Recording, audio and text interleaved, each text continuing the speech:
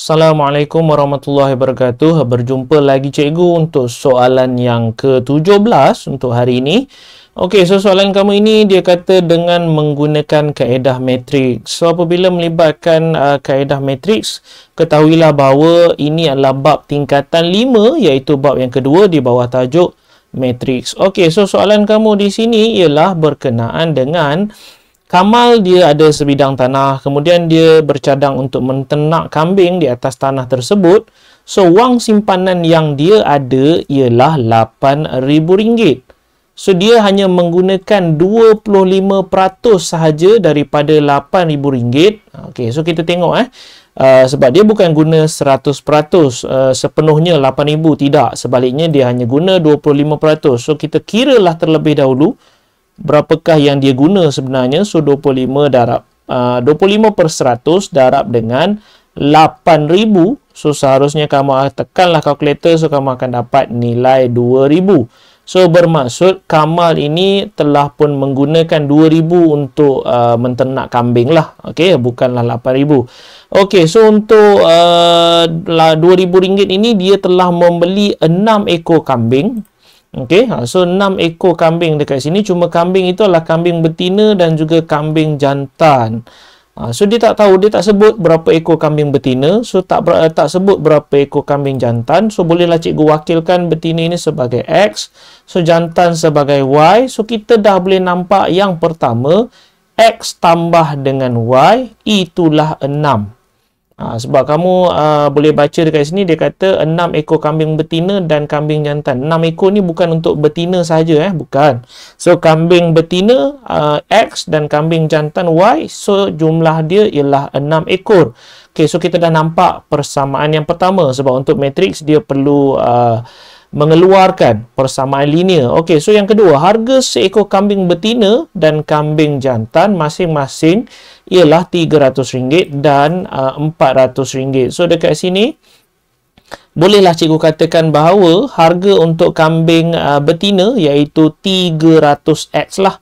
Okey, sebab seekor untuk kambing betina ialah 300. So ditambah dengan 400Y iaitu harga untuk seekor kambing jantan. Okey, so itulah nilai dia 400Y. So samalah dengan RM2,000 sebab kos yang telah pun dikeluarkan ataupun dibelanjakan ialah RM2,000. So kamu dah ada dua persamaan macam ni, persamaan linear dekat sini. So kita akan guna kaedah matriks. So kita akan tukar daripada ini kepada kaedah matriks ataupun bentuk matriks. So kamu akan ada 1, 300, kemudian 400. Okey, so kamu akan ada kurungan. So kamu akan ada X dan Y sebagai pemboleh ubah. Dan nilai di belakang ialah 6 dan di bawah ini ialah RM2,000. So macam mana cikgu boleh tahu satu datang daripada mana? Satu yang di sini dan juga satu dekat sini dia datang daripada sinilah. Okey, cuma satu biasanya tidak ditulis. Tapi ianya masih ada iaitu bernilai 1. Okey. So cikgu akan label A, B, C dan juga D. Mengapa? Sebab kita harus songsangkan ini dan kita akan letakkan songsangan itu di antara ataupun di celah-celah di sini untuk langkah yang seterusnya. So hafallah rumus untuk matriks songsang. So kalau ikutkan kita akan mencari X dan Y. Okay, sebab kita nak tahu berapakah bilangan ekor kambing betina dan juga kambing jantan yang telah pun dimiliki ataupun yang telah dibeli oleh Kamal. So kita nak cari berapa ekor lah. Tapi kita tahu jumlah dia ialah 6 ekor. Okey, so kamu akan ada 1 per. Okey, kita akan buat songsangan. Songsangan selepas simbol sama dengan. So kamu akan ada A darab dengan D untuk matriks songsangan. Iaitu 1 darab dengan 400. Ditolak dengan 1 darab dengan 300. So ini adalah rumus untuk matriks songsang iaitu kalau ikutkan ianya adalah A darab dengan D tolak dengan B darab dengan C. Dan seharusnya dia ada lagi di belakang iaitu kamu akan ada 400. So kamu akan ada 1 di bawah, kemudian kamu ada negatif 1 dan kamu akan ada negatif RM300. So dan yang terakhir jawapan yang di belakang ini kita akan letakkan ataupun maintain lah dia di belakang. Okay, so kamu akan ada macam ni lah. So ini kalau ikutkan rumus untuk matriks songsang, so seharusnya ini adalah D, so ini adalah A, so ini akan jadi negatif B, so ini akan jadi negatif C. Okay, so itu adalah rumus. So untuk langkah seterusnya, sekiranya kamu nak mengira, okay, kalau kamu nak mengira, so maksudnya kamu boleh dapat 1/100 dekat bawah ni, ataupun mungkin bolehlah kamu tulis sedikit, cuma cikgu terus nak guna kalkulator.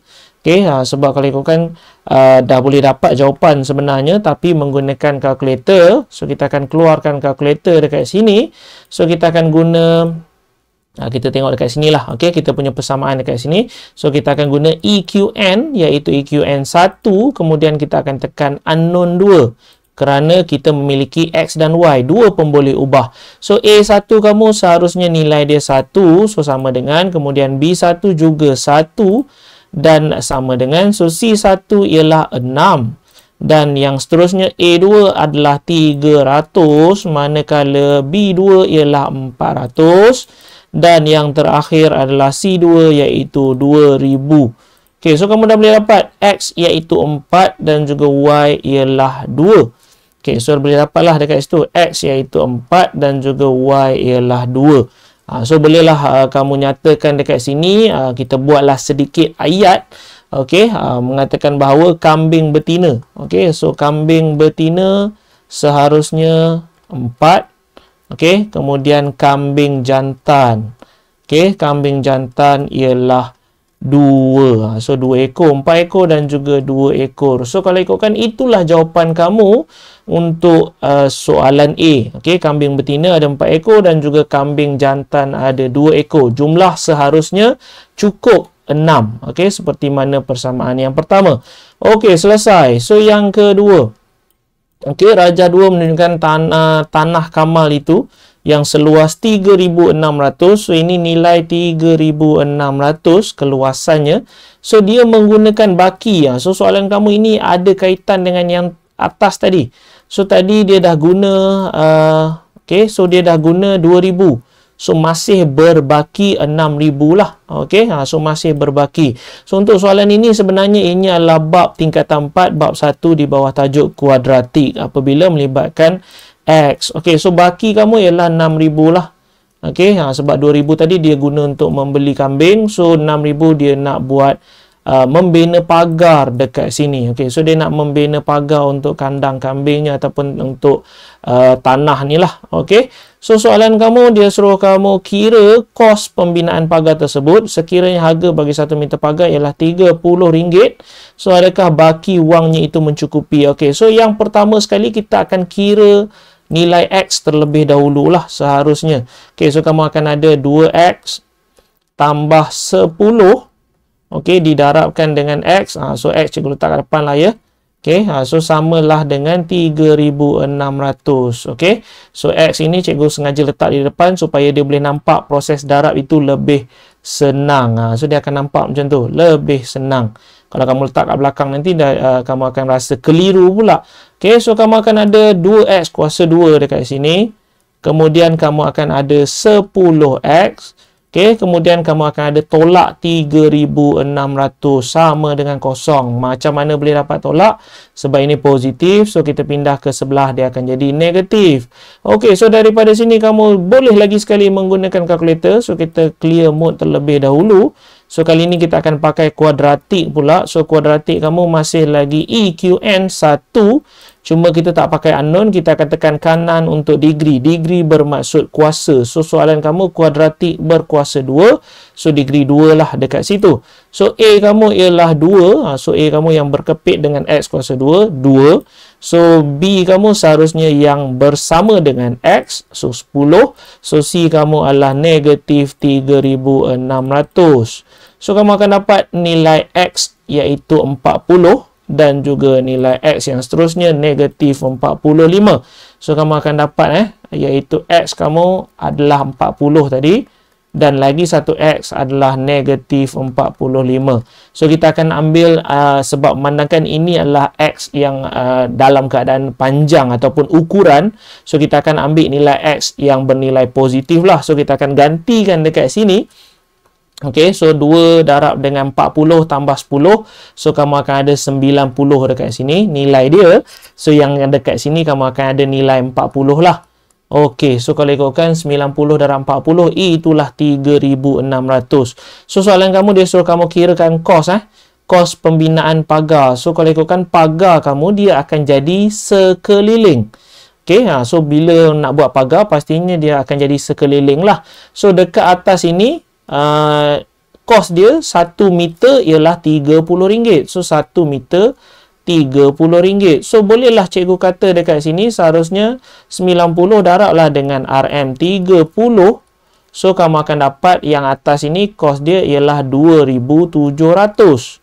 Okey, samalah dengan yang bawah ini. Seharusnya kos dekat bawah ini juga ialah 2,700 sebab dia sama panjang. Okey, atas 2,700, bawah juga 2,700. So, yang dekat sini kamu darablah dengan 30. So, nampak serabut sikit So, kalau ikutkan nilai dia ialah 1,200. Okey, so yang dekat sebelah sini juga sama 1,200. Okey, so dah nampak dah dia punya keliling ataupun harga untuk sekeliling. So, sekarang ni kita akan tambah lah. Okey, so kita akan tambah iaitu nilai 1,200. Okey, yang ini. So, kita tambahlah dengan 2,700. Alright, so kita akan tambah lagi dengan 1,200 kat mana? Cikgu tulis bawah ni Okey, so dan yang terakhir kita akan tambah dengan 2,700. So, kalau ikutkan totalnya ialah ataupun jumlahnya seharusnya 7,800 kos dia. Okey, so kalau ikutkan dia tanya dekat sini, adakah baki wangnya itu mencukupi? So, berikan justifikasi. So, kalau ikutkan baki asal yang dia ada ialah 6,000. So, kos dia adalah 7,800. So, seharusnya tidaklah jawapan kamu. Okey, kerana tidak mencukupi. Okey, seharusnya tidak kerana, okey. Ini jawapan cikgu kerana kosnya, okey, kerana kosnya ialah, so ayat kamu buatlah sendiri sebab justifikasi So, apa-apa yang dirasakan sesuai untuk dihujahkan. Sedangkan, okey, so cikgu ringkaskan ejaan, sedangkan baki duit, okey, so baki duit ialah RM6,000. Okey, so inilah cikgu punya justifikasi. Okey, so memang tak cukup lah. Okey, seharusnya tak memadai dengan 6,000 kerana kos dia ialah 7,800. So, dia masih memerlukan duit bernilai RM1,800 lagi. Okey, so habis untuk yang itu. So, kita beralih kepada yang terakhir untuk 17C. So, soalan kamu dekat sini, cikgu kecilkan sedikit. Okey, so soalan kat sini dia kata masih lagi situasi yang sama, Kamal. So, tinggi tiang ialah 2 meter. Okey, so tinggi tiang. So, tinggi ini adalah 2 meter lah. Okey, 2 meter dekat sini. So, dia ingin membina tangga kandang itu dengan sudut 45 darjah dari aras tanah. So, dia nak bina sudut 45 darjah dari aras tanah. So, tangga ni lah. Okey, so di manakah letaknya 45 darjah? Seharusnya dekat sini, iaitu sudut 45 darjah. Okey, so itu kita dah masukkan maklumat. So, yang pertama dia suruh kamu kira panjang tangga itu. So, dia nak panjang untuk tangga. So, seharusnya dekat sini kamu akan ada soalan trigonometri lah, iaitu tingkatan 5 bab yang ke-6. Okey, sebab melibatkan sudut dan pastinya ianya akan melibatkan sin, kos dan juga tan. Okey, so dekat sini untuk panjang tangga ini sebenarnya ini adalah hipotenus lah. So, kamu punya tangga ni seharusnya, okey, tersilap dah dekat situ. Seharusnya ianya ialah hipotenus. Sekejap. Okey, seharusnya tangga kamu ini adalah hypo lah, iaitu hipotenus. Okey, so ini sebenarnya segitiga bersudut tegak. Okey, so kamu akan mengira sin. Okey, kerana sin ianya adalah opposite over hypotenuse. So, opposite bermaksud bertentangan. So, sin 45 darjah. Okey, so sin 45 darjah samalah dengan 2 meter per dengan hypotenuse. Katakanlah kita wakilkan dengan X. Okey, so kamu akan ada nilai X seharusnya dia akan jadi 2 bahagi dengan sin 45 darjah. So yang ni kamu tekanlah kalkulator. So kalau nak keluarkan kalkulator, tekan, boleh juga cikgu tunjuk caranya. So 2, okay, jangan lupa untuk clear mode sebab kita tak boleh guna mode EQN tadi. Okay, so seharusnya dia akan jadi 2 bahagi dengan sin 45. Okay, so jawapan kamu dia nak dalam 2 tempat perpuluhan. So 2.83. So itulah kamu punya nilai untuk tangga 2.83 meter lah kalau ikutkan. Okay, untuk kepanjangan tangga. Okay, selesai untuk C1. Dan yang terakhir, C2. Nyatakan panjang unjuran ortogon. So, panjang untuk unjuran ortogon. Unjuran ortogon yang duduk di bawah ni lah. Yang mana kita kenal ini sebagai adjacent. Okay, so kita kenal sebagai adjacent dekat bawah ni iaitu bersebelahan.